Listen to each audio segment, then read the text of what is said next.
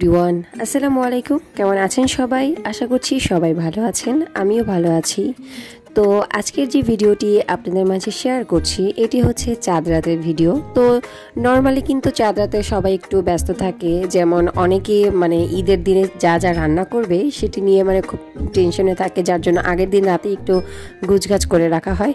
তো সেম আমাদেরও সেই একই অবস্থা, যেমন এখানে নুডলস ছিল, তারপরে হালিম ছিল, আর ফেরনিটা রাতেই রান্না করে রাখবে, যেহেতু ঈদের দিন সময় পাওয়া যাবে না, যার জন্য একটু সময় নিয়ে চাঁদ রাতে রান্না করে রাখবে। আই থিঙ্ক এটা মনে হয় সবাই করে থাকে। এবং ঈদের দিন সকালবেলায় নুডলস হয়ে থাকে, সেমাই হয়ে থাকে, আর এদিকে তো বাচ্চারা একটু টুকটাক চাঁদ রাতের দিনে আনন্দ করছে। তো সব কাজগুলোকে সেরে নেওয়ার পরে মনে হচ্ছিল যে তাড়াতাড়ি করে হাতে মেহেদি পরবো, বাট চাঁদ রাতে কিন্তু সেটা হয় না, একদমই কিন্তু 1টা 1:30 এবং 3টাও বেজে যায়। আই থিঙ্ক চাঁদ রাতে এটা মনে হয় সবার ক্ষেত্রেই হয়ে থাকে। এদিকে সন্ধ্যার সময় বাচ্চাদের নিয়ে টাইম স্পেন্ড করার পর আমরা সরাসরি চলে যাই ছাদে, এবং ছাদে কিন্তু তখন কারেন্ট ছিল না। তো কারেন্ট চলে যাওয়ায় আমরা ভাবছিলাম যে এরই ফাঁকে যদি তারাবাতি অথবা বাজি ফুটানো যায়, সেটা কিন্তু রাতের অন্ধকারে দেখতে খুবই সুন্দর লাগে। আর এরই ফাঁকে আমার ফোনটা নিচে রাখা ছিল, যার জন্য আমি ভিডিওগুলো করতে পারিনি। এত সুন্দর ছিল আসলে, বাচ্চারা এত মজা করছিল।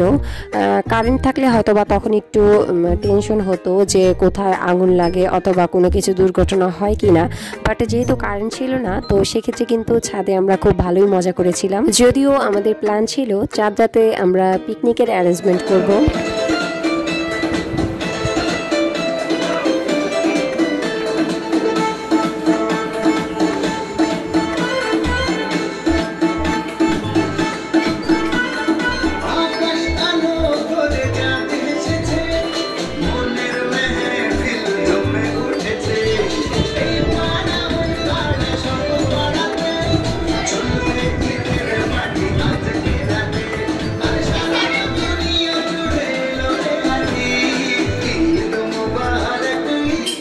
ফাইনালি মেহেদি দেওয়াটা কমপ্লিট করলাম, এবং তখন বাজে ঘড়িতে রাত 3টা।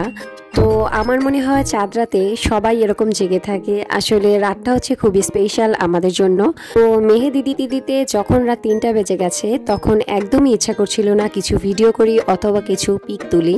এদিকে ফেসবুকে সবার এত সুন্দর সুন্দর মেহেদির পিক দেখে নিজের কাছেও যেন একটু কেমন লাগছিল। তো ফাইনালি আমি ভিডিওটা করে ফেললাম এবং কিছু পিকও নিয়ে নিলাম।